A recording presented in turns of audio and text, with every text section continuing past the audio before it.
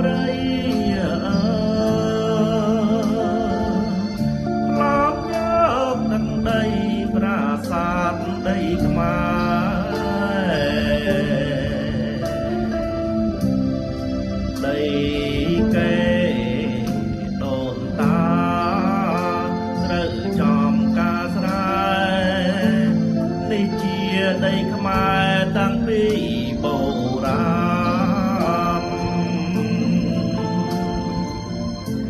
យើងជាកូនខ្មែរអើយត្រូវសាមគ្គីគ្នាអើយរាក្សា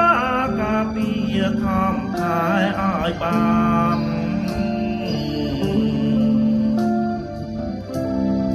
កុំតិច